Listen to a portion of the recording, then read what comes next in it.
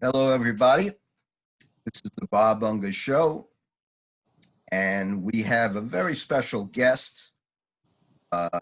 He's not unique in the sense that there aren't many people, thousands and thousands of people that have had somewhat analogous experiences to his, but the average person has no clue because the subject of today, homosexuality and transgenderism, the brainwashing in the mainstream media virtually shuts out people like Jeffrey and shuts out the Bible and secularizes everything. And we're going to get into the issues that are involved, what the average person is being inundated with, and we're going to find out about Jeffrey's life and how he was able to change himself, and he'll tell you why and how, and we'll just let him tell his story. So Jeff, give us a little background of where you came from, your family, where you grew up, your education, and we'll start getting into the nitty-gritty as we go. So go ahead. Yes, so my name is Jeffrey Abraham McCall. I was born in Huntsville, Alabama. My mom is from New York City, born in the Bronx, grew up in Brooklyn. Years later, she went to a Christian rehabilitation program, and she met my dad, who's a just Southern Caucasian man born in Tennessee. They had me in Huntsville, Alabama, and I grew up in Tennessee, south of Nashville. And basically in my life, I grew up in church. I grew up hearing about God, but I didn't have any relationship with God. He was just someone I heard about.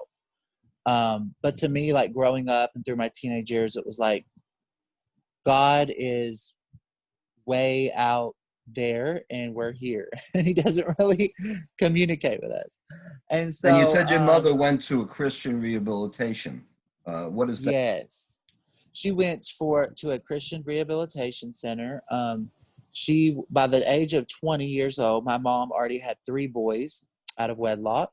She was involved in drugs and just all kinds of things. And she actually got shot in a bar.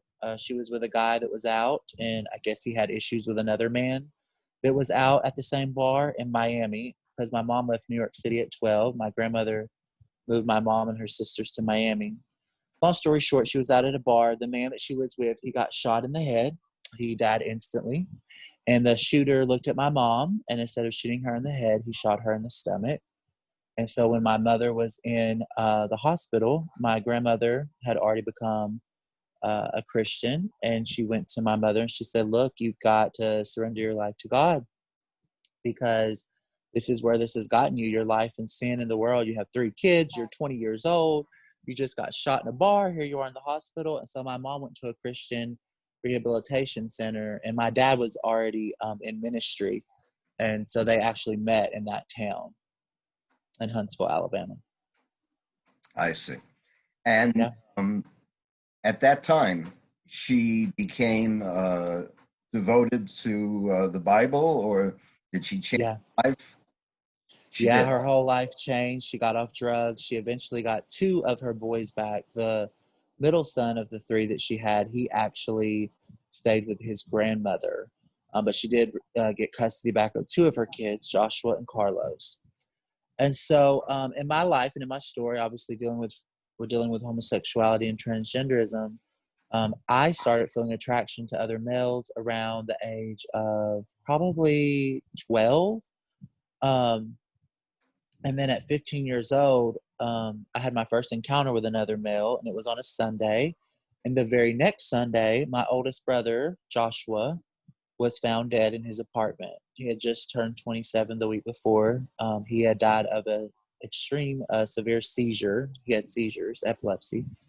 And so really within a whole week, my life kind of just changed drastically. You said encounter with another male. Was this Yeah, a adolescent or was this an older person? No, I was actually 15 and he was around 25 years old. So he was much Well, older. that's a big difference. 15-year-old Yes. is still a child, really. A Yes. 5-year-old is already a man. Yes. Do you find that that is very, very common? That kind of age Uh, difference? yes. Yes. I lived in the life for a long time, around 15 years or more. And yes, I saw that a lot. I saw teenagers going with older men and these older men going with them. I mean, so yeah, I saw that a lot. I mean, at night when I turned 19, I was dating someone that was like 34 years old. So yeah, I saw that a lot in that community for sure. And of course, I guess the incentive would be money more than anything else, because an older man can supply a young kid with material things that that kid couldn't afford by himself. Would you say that that is part of the picture?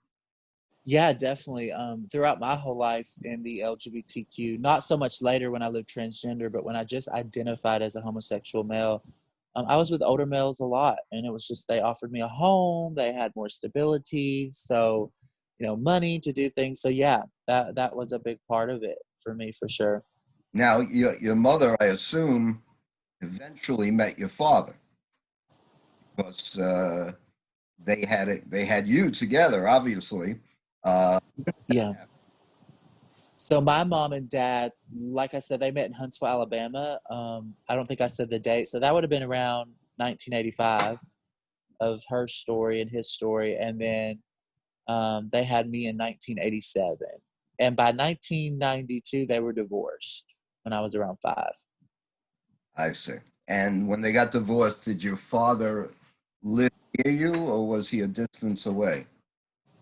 No, my dad was always near me. My dad got us like, I think he was supposed to get us like every other weekend, but we really went with him like every weekend. My dad was a good dad in and of that. He always tried to see us. He drove everywhere to. She eventually moved us probably about 40 minutes away from him to another city, and he still came and got us. And so we spent a lot of time. Me and my brother. My brother's name is Caleb. Me and my brother Caleb spent a lot of time with my dad. So yeah, he was always around. And would you say that he presented a strong male role model? Yes, I would definitely say that. One encounter that I did have that affected, I think, I don't know, my mind on just the dynamics of men and women and how they interact was when I was young. I did hear my mother talk about one of the reasons for the divorce, and she said that my dad had committed adultery on her. He had cheated on her. I heard her like saying this to a friend, and I saw my mom upset. And I think in my little boy mind at like 4 or 5 years old, I remember thinking, kind of like, oh my gosh, like my mom's hurting. I don't like this. Like, this is what men do to women, they hurt them. And so that did um, create a confusion in my mind on what marriage is and just the dynamics of men and women because I didn't understand why that would happen. I say, yeah, but people forget that a child, when he sees things, he sees it through a totally different prism, if you, Yeah. than an adult does. Just to give Yeah. you one example that I know about, it's very common for little boys, when they're 2, 3 years old, they think it's funny to dress up in their mother's clothes. They'll come out, with their mother's dress on, or tumble out in the high heels. And I once witnessed a kid do that. And instead of his parents telling him, his grandparents also telling him, that's not what boys do. Boys don't dress that way. And, quietly and calmly admonishing him, telling him that this is what boys do, this is what girls do. They laughed. And I noticed that he kind of got a thrill that he was getting positive feedback Mm. doing that. And I always Yeah. wondered in my mind whether that had a subconscious effect later on. Yeah, it very well could have. I think several of those things that happen to people, many of those things that happen to people when they're young, like leave an impression. Because when you're young, your mind is like, imagine like someone laying concrete, when it's wet and you could like put a handprint on it and it's there for 40 years. It's kind of like that. A child's mind is like wet concrete and things make impressions forever, I think. That's a good point. Yeah. Tell us a little bit about the sexual so-called lifestyle. You hear that all the time, style. What is it really like? And I realize everyone is different, but are there certain patterns within that lifestyle that tend to be common?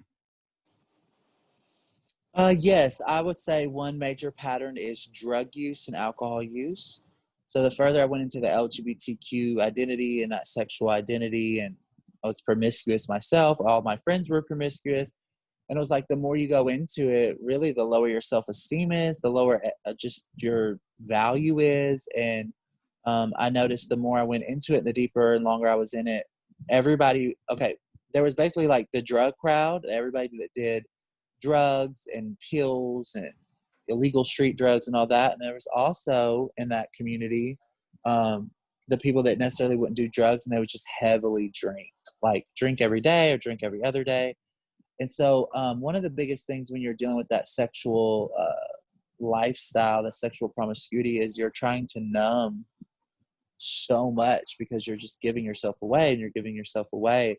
So that was a big thing with that. Also, the sexual part too, there was people would have sex and then just never talk again. I never understood that. Like from the very beginning, I had to kind of realize that because when I was 15 years old and I was having a sexual encounter with a much older male that was in his mid 20s, after that encounter, we never talked again. And I guess in my mind as a teenager, I thought like, oh, this is what people do. They'll start dating, they'll fall in love, they have sex. And it wasn't like that. Like I didn't see him again until I think I was like 22 years old or 23. And he was a bartender at the country club that I was at with a friend, and he came and served us. And he just looked at me and was like, "Hey, what's up?" or something like that. It was so random. It was like literally, it was like I think like 6, 7, 8 years later after the encounters, the first time I saw him again. So I know from living the life, and I know from friends. I had lots of friends in that lifestyle that there's a lot of that, a lot of one night stands. Yeah, well, I just want to tell you that I really respect you for being so frank and honest because a lot of people know the truth, but they're afraid to speak it. They're afraid to express their opinion and their experiences because they're intimidated, whether it's by the media, whether it's by society. And as you know, many of the churches and religious institutions have been totally taken over. For example, there's a book which you should read. It's called Goodbye, Good Men. It's written by a Catholic named Alex Rose. And it tells the story about how they deliberately infiltrated all the Catholic seminaries and got the Catholic Church to change the standards for whether they would allow somebody into a seminary. It used to be that if you expressed homosexual ideation, you could not become a priest. And so what they did was they said, well, okay, you can say that you have this desire, but as long as a priest, you don't act on it, we will allow you to become priests. So what started to happen is whenever a guy came in who was quote unquote normal, they would make sure that he was not admitted into the seminary. And little by little, they took over and began to change. And you can see it now with the Pope saying that, we need to have civil unions. And of course, the civil union is just an intermediate step. Yeah. Like the communists used to say that we take 2 steps forward and 1 step back. And Yeah. when you change a society and change the thinking of people, you do it incrementally because people will resist revolutionary change that occurs in a split second. But if you can, over time, wear down resistance to these things, then you can implement your agenda. And of course, this is in the book After the Ball. There's a book by Rueda that's called The Homosexual Network. There's an excellent book that people should read, written by a neurologist and a psychiatrist named Jeffrey. I can't remember his last name. I think he's a Russian Jew. He wrote a book called Homosexuality and the Politics of Truth. And in this book, he keeps it neutral. He doesn't editorialize. He takes you through every scientific study that has ever been done on this subject and shows you that there is absolutely no evidence that somebody is, quote unquote, born gay. That it is not biological, it is not predetermined, and that everyone has free will to make their own choices, to go against what God says in the Bible or to do the opposite. And perhaps you can comment on that, and as well, comment on these people who claim that what the Christians call the New Testament, the Christian Bible, does not condemn homosexuality. I'm seeing this now all the time, even from ministers and priests, and also from Jews saying that the Jewish Bible does not say that homosexuality is a sin. So maybe you can get into those subjects. Yeah, for sure.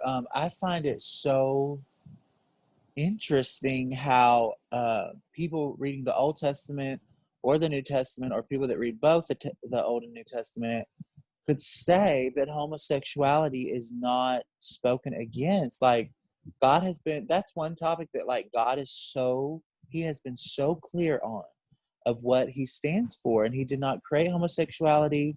It's a perversion of how God created man and woman. It's a perversion. That's why you even see, like, I came from the LGBTQ culture, so even in the LGBTQ community, when two women are together, there's usually always, I would say 90 to 95% of the time, there's one woman that looks more masculine, one woman that looks more feminine. When two men are doing that in a homosexual relationship, there's usually one that plays more of a feminine role and one that doesn't. Now, that's not the case with everyone, obviously, but it happens a lot because it's so ingrained in us as humans, the right way that God created us, that literally people try to it still draws back and pulls back to God's original creation. Satan took what the man and woman is supposed to be and used homosexuality as a perversion and has deceived people with that. And for people to say that the Bible is saying that there's nothing wrong with that, I've heard all kinds of stuff. I've heard people say that the word for homosexuality wasn't even created till the 1800s, and nobody understood what they were talking about with a man with a man. Come on. When you go back to the original in the Hebrew and the Greek, when it's talking about men, it's saying men lying with men. Everyone knew what that meant. That's not a hard thing or idea to grasp. It's just people don't like that, so they want to change that. That's what it says. But you'll never be able to change what God's already said about these things, ever. Well, I have people that say to me, well, it says that man cannot lie with men. Therefore, it's okay to have sex with an insect or a dog or a cat or a woman to woman, because he doesn't specifically say that you can't do it. That's the argument I get.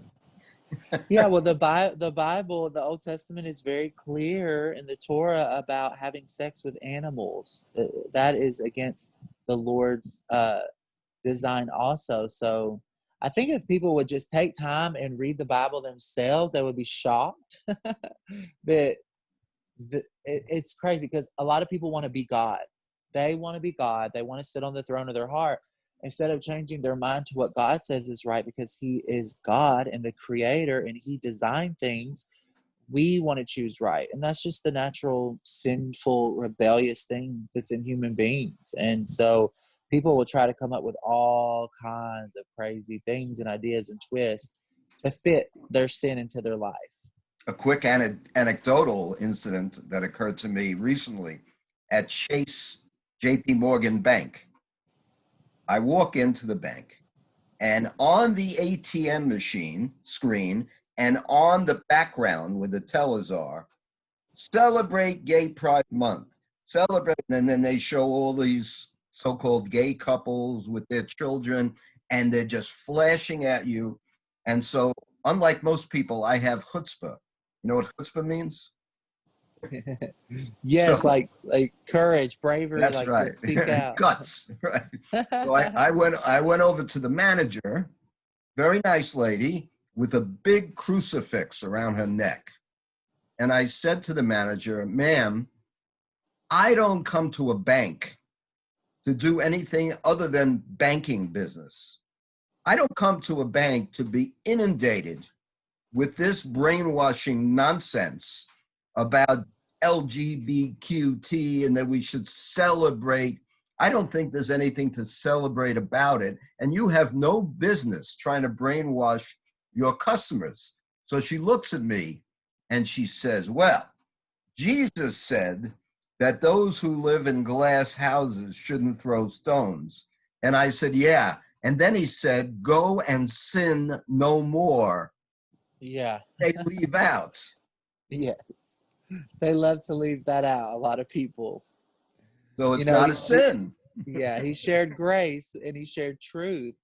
So people don't like to hear the truth. He told the woman, go and sin no more. But everybody loves to leave that part out. Yeah, very conveniently. And you know, what bothers me is at least if you were to say to me, I don't mean you individually, I mean, Yeah. listen, I don't believe in God and I don't believe in the Bible, and therefore I couldn't care less what the Bible says. At least you'd be an honest individual. But Right. these people then say that they believe in the Bible, they believe in God, and then they pervert what the Bible says. That is even worse than the guy who says that he's an atheist. Yes. You know what I'm Yes, I saying? think that is definitely worse. It's like, just say you don't believe it. If you're not going to believe the whole thing, just say you don't believe it.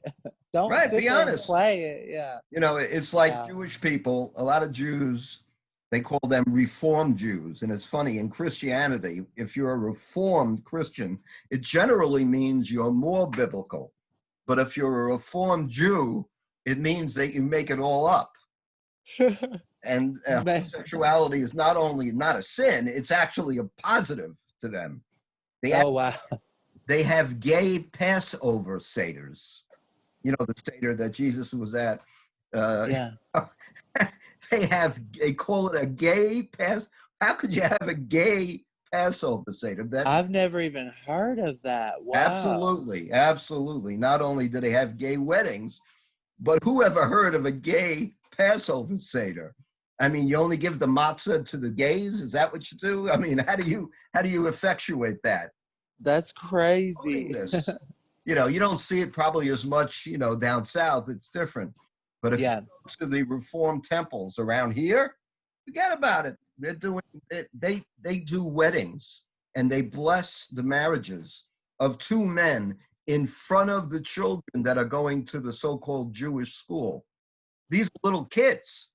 I That's horrible. that actually witnessed this. The rabbi brought the two men up in front of these kids and blessed marriage in front of children who are 6, 7, and 8 years old. To me, My goodness. that is so outrageous. That is so evil. And Yeah. this word evil. People are Yeah. always telling me, oh, there's no such thing as evil. It's just their opinion compared to yours, and they're very nice people. What do you think about the relationship, if any, express your opinion, between homosexuality and the concept of evil? Yes. I am. I just believe that homosexuality is evil. I believe it's a perversion of how God created things. And I think people are so politically correct and so desensitized to all these things now. It's just like, oh, just get along with it a little bit. And it's like, no, like I literally just wrote a post on my social media earlier, like this thing of just playing around with sin and just acting like abortion doesn't matter, homosexuality doesn't matter. We can chop up these little kids' bodies and create them transgender. Like, this is serious stuff. And me being a Christian, I look at it from the perspective also of what Jesus said. And Jesus said at the end of the age, so many people call it the end of the world, but it actually says at the end of the age, there's different ages in time. He says that the wheat and the tare will be separated. And so it's really funny to me that Jesus, thousands of years ago, is recorded telling his disciples that the enemy would plant tares, weeds, and the wheat.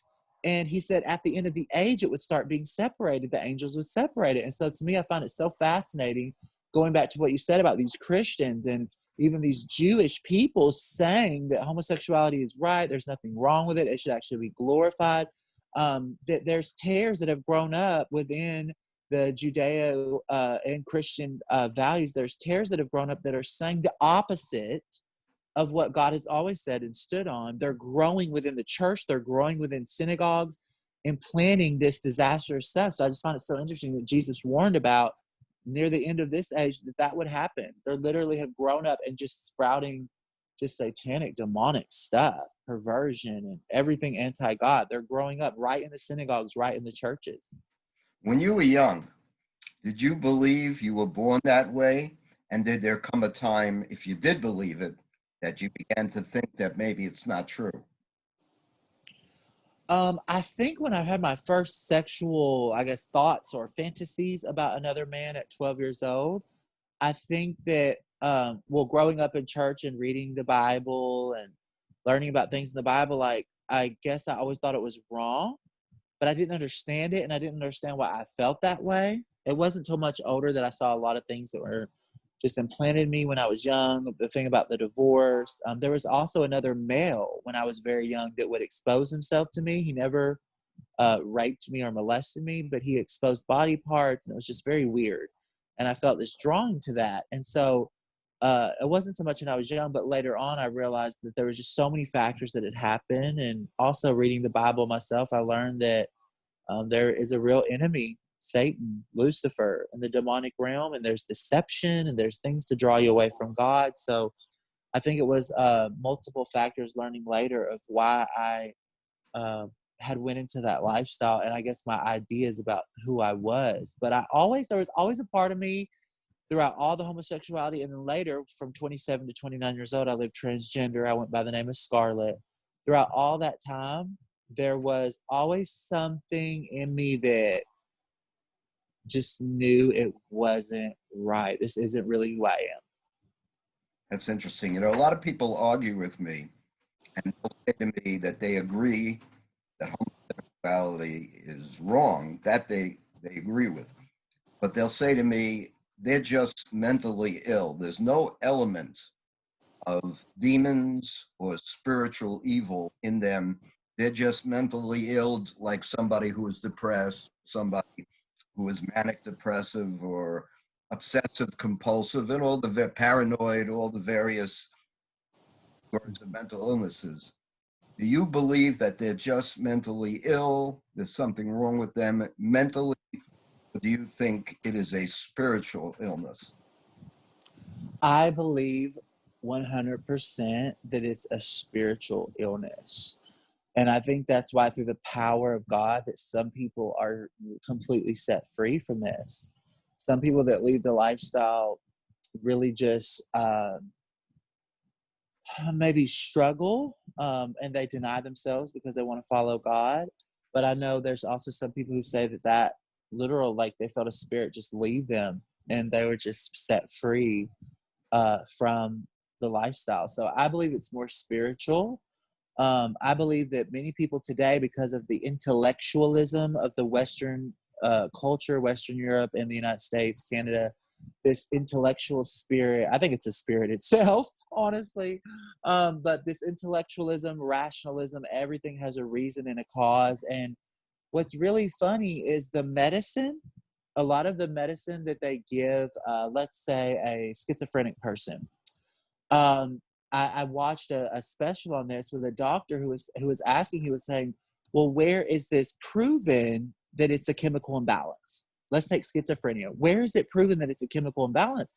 And all the people were telling him, no, we just know. We just know it's a chemical imbalance. and we give them this medicine. And as he studied, he was in mental hospitals for years.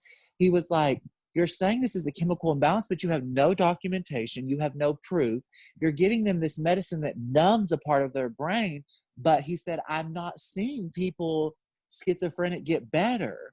And he actually went to it later from a biblical perspective, and he started seeing breakthrough in some of these people. It's just so powerful.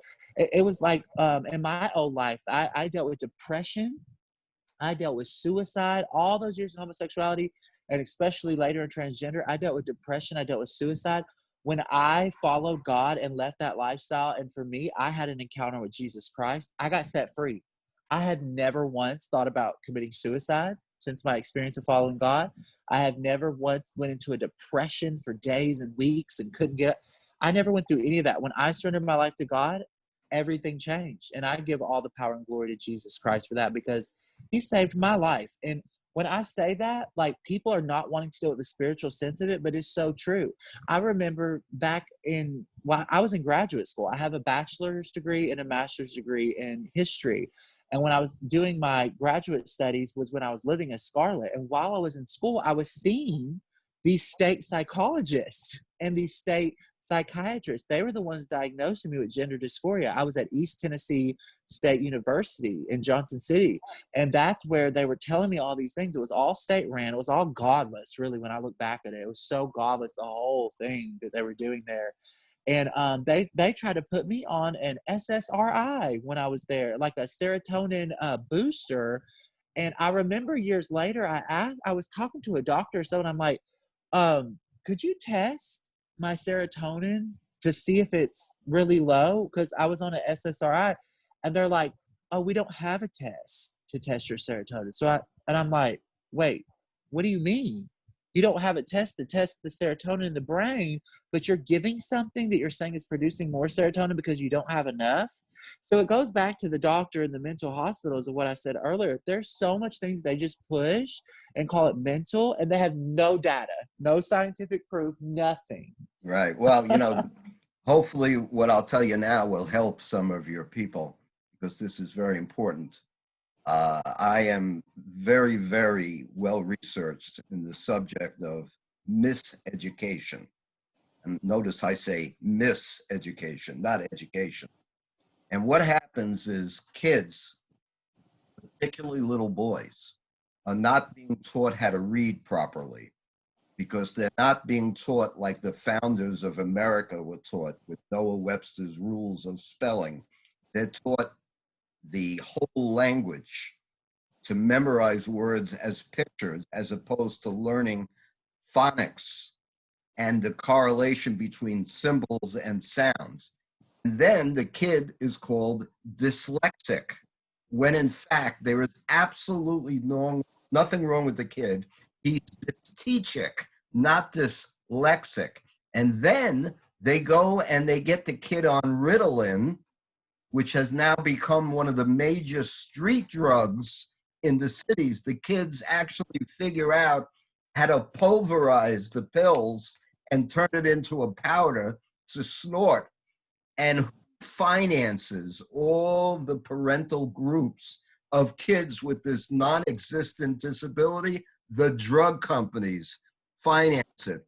Just like the chemotherapy company finances that program with the pink shirts, Stand Up to Cancer. It's all financed by big money. There's an agenda there, and parents have to wake up.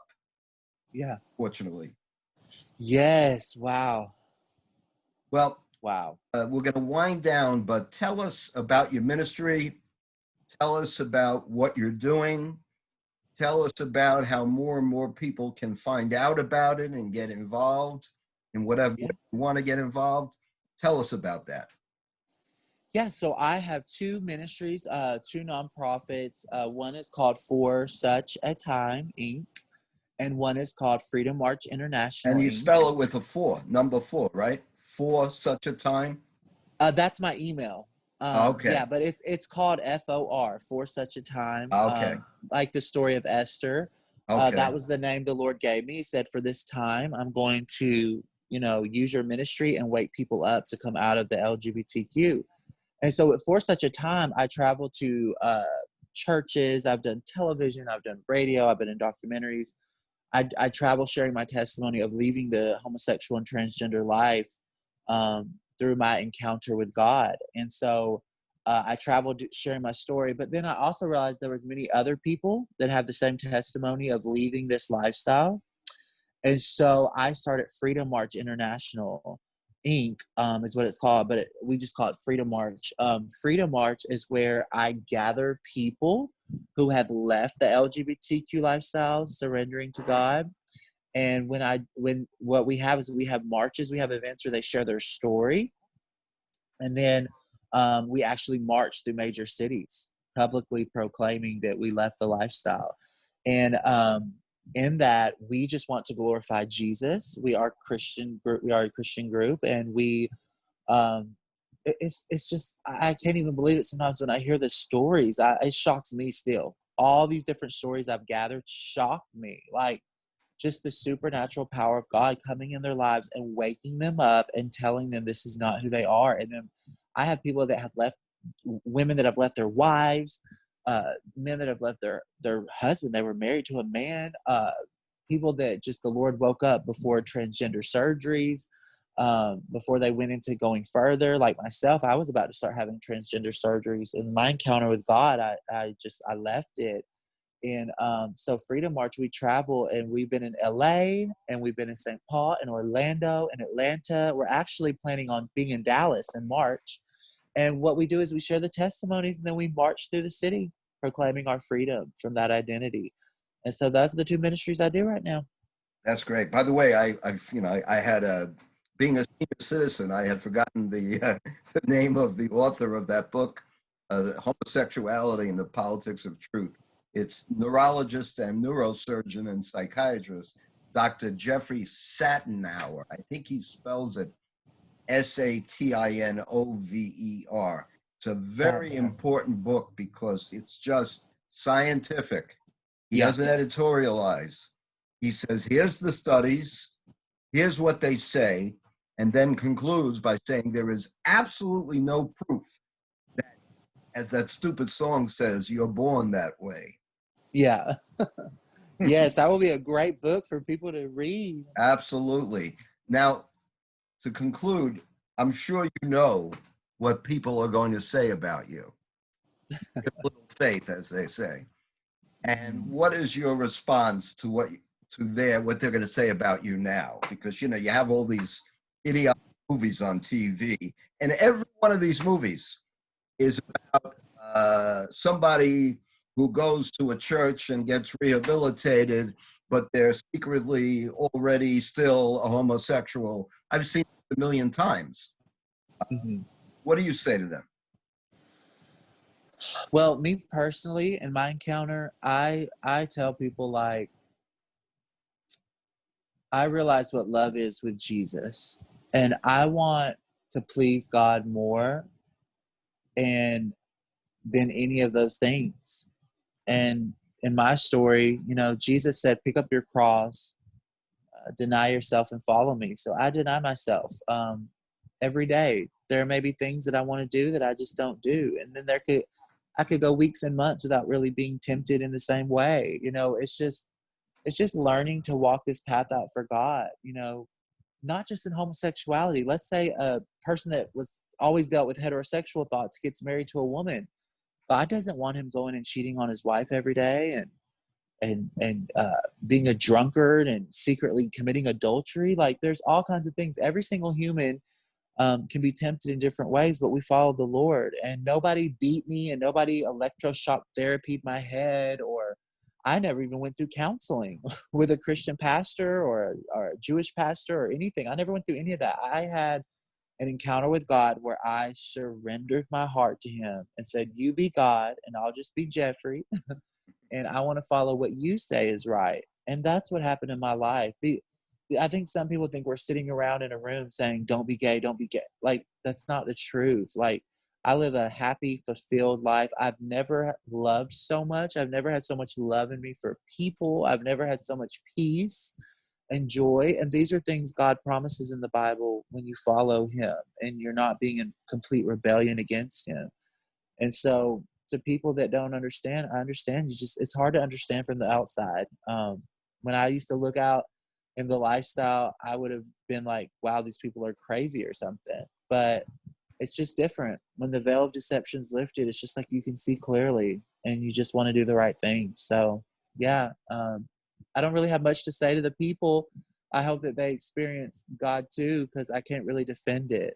God said, let him defend us in our words. So I don't really defend what I'm doing. I'm just so filled with life. I want everyone in the LGBTQ community to have what I have and to leave it behind and just leave behind that false identity and just accept who God created you to be. Well, Jeffrey, I can't say enough good things about you and what you've said and what you're doing, not only in terms of the LGBTQ issue, but other moral issues, such as killing innocent babies, rampant in this country now, and your uncompromising standing on principle, standing on what you believe to be God's word. And certainly there's still a sizable amount of people that believe it to be God's word, although they are diminishing. And what is happening to this country, I think, is indicative of that.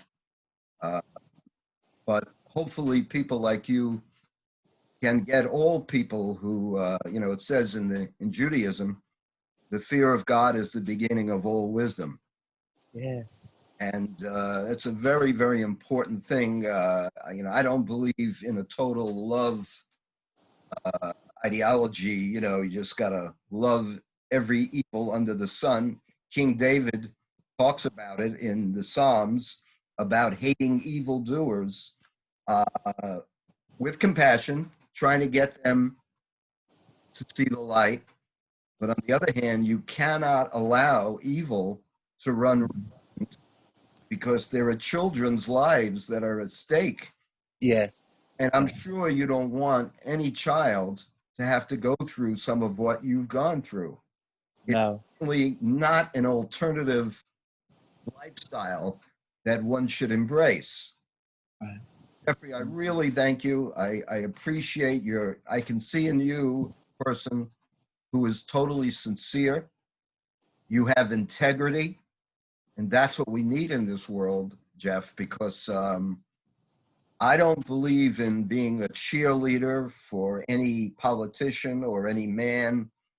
I have two standards. In America, my standard is the Constitution and the Bible on the moral issues. And the government issues, it's the Constitution.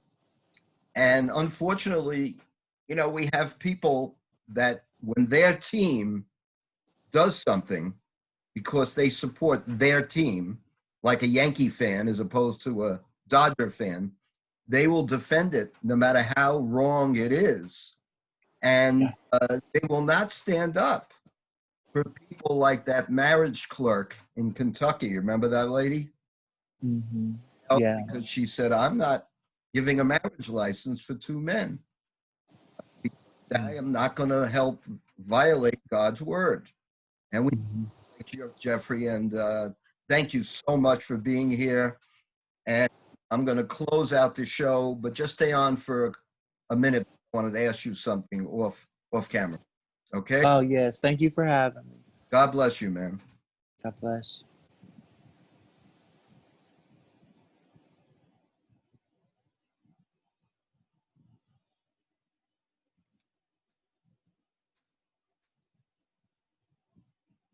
Hey, Bob. Yeah, Jeff. I'm gonna call your phone and get off the Okay, video. good idea. Okay. Okay. See, I'll call you. okay, I'll bye-bye. call you right now.